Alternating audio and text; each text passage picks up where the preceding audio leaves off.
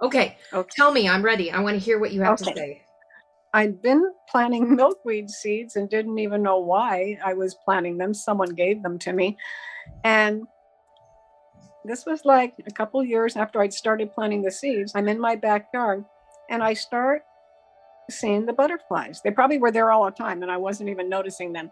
But I start paying attention and I have these butterflies and I'm watching the whole cycle, and boy, butterfly stuff, everybody's talking about it now. And anyway, it really helped me about death. It helped me. And I was just remembering that it isn't, it's not a religious thing. It is in nature. It is something beautiful that we're shown about the transformation. Okay, so I was raising the one type of butterfly, the monarchs, and then someone else said, "Hey, plant some passion flowers, passion vines, and you can do Gulf fritillary butterflies."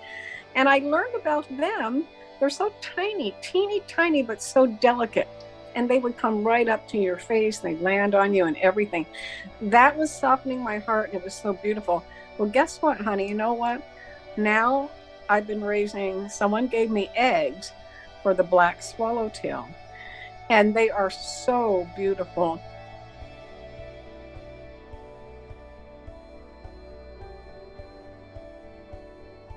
But you know what they do? And this is just, I always want to tell you this.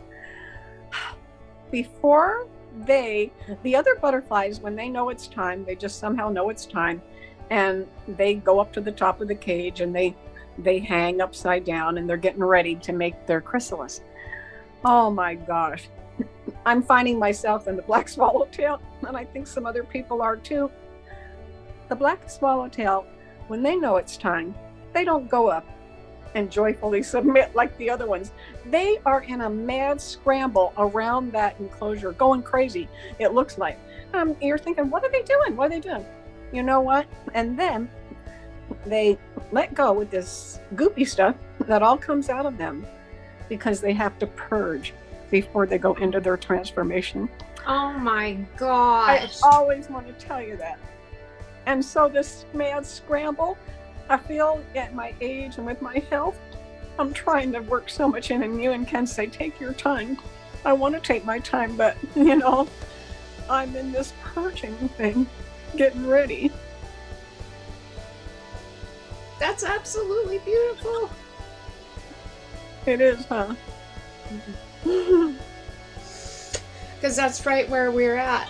That's right Yeah. where those of us who have had this call, those of us especially that are the least that have come to the channel, there's many that I've had conversations with that are going through this kind of thing right now. And that little bit of information is so important, like you said, to observe in nature, to see what nature is reflecting back to us. And it's like dumping out all of that goo. They have to purge and get it out in order for the transformation. Exactly. So Isn't we that can get our wings back. Yeah. I knew you would like it. Oh, I've wanted to tell you like 20 times, but I'm not going to interrupt one of your shows.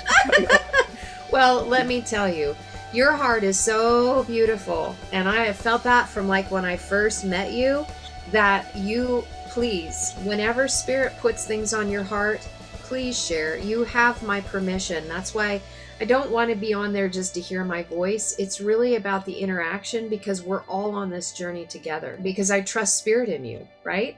The same spirit in you is the same spirit is in me. And if the spirit is leading you to share something that is so beautiful that will help us understand the process, then please, by all means. Or if there's personal experiences that you've gone through, because maybe the experience you're talking about is exactly where somebody else is at right now, and they need to hear that it's okay, that we're going to make it through this. As hard as the things that we're purging, as hard as it is to see these things surface, they have to happen.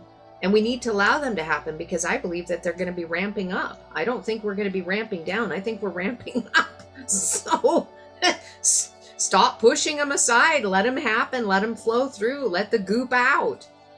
Totally agree with that. So beautiful. I think it's kind of interesting how, for me, how it was a progression, how it wasn't, the spirit didn't force anything too heavy on me in the beginning. Right. It was like, You know what I mean? I Yeah, would just see gentle. things incrementally, and I guess, I hope I'm not having to go into some, you know, other kind of creature. It's going to be a worse story, but the butterflies are still delicate enough for me that I relate. But I'll tell you, when they were going around, I'm very an empath. I'm feeling that energy. I'm feeling that, and I'm worried about them. What's wrong? What's happening? And I'm realizing that that is reflecting, like you talk about mirrors. That was reflecting my energy on the inside. Exactly. That's what the empathic gift is about. It's being able to feel your energies being reflected back through that which is out here. And we sometimes will say, well, I feel all these energies from other people, and it's like, no, they're your energies reflecting back. You just have sensitivity to them where others don't, because your heart is tuned into that. Like, your heart is already tuned into that frequency to feel you. And that is a huge component that honestly I haven't given myself credit for. Like, again, projecting outwardly, I'm an empath, I feel everybody's energy.